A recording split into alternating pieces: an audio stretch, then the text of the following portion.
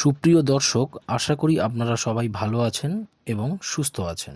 Yours education is our অ্যাচিভমেন্টে আপনাদের প্রত্যেককে স্বাগত জানাই। আপনারা যারা চাকরির পরীক্ষার জন্য প্রস্তুতি নিচ্ছেন, আমার এই ক্ষুদ্র প্রচেষ্টা হয়তো আপনাকে কোনোভাবে সাহায্য করতে পারে। বাই দ্য ওয়ে, আপনাদের সাথে রয়েছি আমি সায়ন এবং শুরু করছি সুবিদ দাস স্যারের কম্পিটিটিভ ম্যাথামেটিক চ্যালেঞ্জার বইয়ের শতকরার অধ্যায়ের অঙ্ক। দেখুন, এখানে বলছে কয়লার দাম 20% বৃদ্ধি পাওয়ায় একটি পরিবার কয়লার ব্যবহার 20% কমিয়ে দেয়। তবে ওই পরিবারের কয়লার জন্য বরাদ্দ খরচ কত কমবে বা বাড়বে? দেখুন, আমরা এই সূত্রটির মাধ্যমে এই অঙ্কটি খুব সহজেই করে ফেলতে পারবো।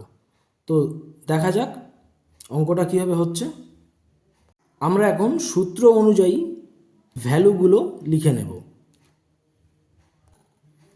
দেখুন, এখানে বলছে 20% বৃদ্ধি পাচ্ছে, প্রথমে বলছে না, তাহলে আমরা +20 দিয়ে দেব।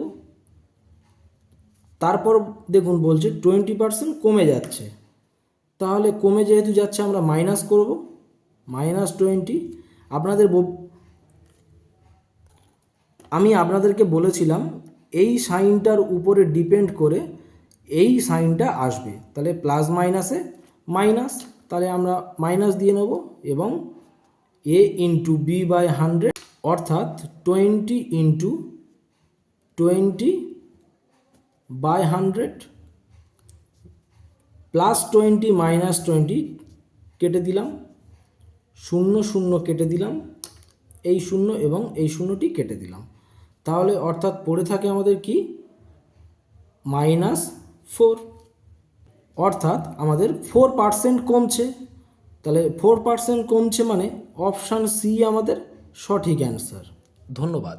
যদি আমার দেয়া এই ভিডিও আপনাদের একটু হলেও ভালো লেগে থাকে কিংবা কোনো উপকারে আসে, তো একটা লাইক দিয়ে সাবস্ক্রাইব করবেন এবং ভিডিও চলাকালীন যদি কোনো ভুল ত্রুটি হয়ে থাকে এবং আপনাদের যদি কোনো সাজেশান দেওয়ার থাকে তো কমেন্টে জানাতে ভুলবেন না।